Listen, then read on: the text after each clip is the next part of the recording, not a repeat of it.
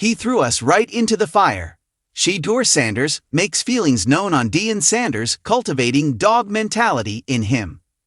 While Colorado's Shedeur Sanders isn't throwing at the NFL Combine, he has been taking interviews and speaking with NFL teams with the draft around the corner. Sanders, a consensus top 2 quarterback in this year's class, has been projected to land between No. 3 with the New York Giants and at No. 7 with the New York Jets, who cut ties with Aaron Rodgers last month.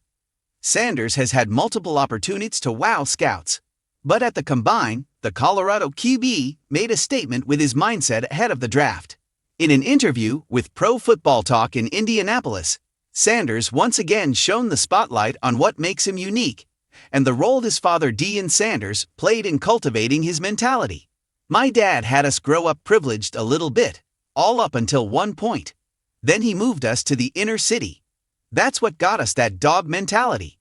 That's what got us do or die. You got to make it out," Sanders said. "He threw us right into the fire, you know. So from then on, that's how we were able to relate. Be able to talk to different people. Be able to relate to all these different type of people. And then, from then on, it was just always a leader aspect." How low could Shedeur Sanders potentially slide in the 2025 NFL Draft?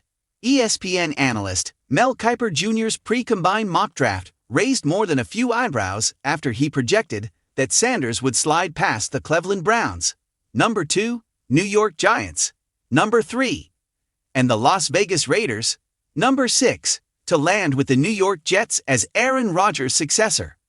Over the last couple of months, Sanders himself has expressed outrage at mock drafts projecting a slide even as far as No. 6 with Tom Brady's Raiders, despite the fact that the 7-time Super Bowl champion has been somewhat of a mentor to him. Sportskeeda insider Tony Pauline is a little higher on Sanders. In his latest mock draft, Pauline sees him landing with the New York Giants to kick off a new era of football. The prospect of Sanders sliding down the draft order appears to be a bit more unrealistic after the Los Angeles Rams and Matthew Stafford came to an agreement to keep the Super Bowl-winning QB in the City of Angels. With Stafford unavailable, QB-needy teams will likely turn their attention once again to the draft. But the Raiders will be more than happy if Sanders falls into their laps when they're on the clock.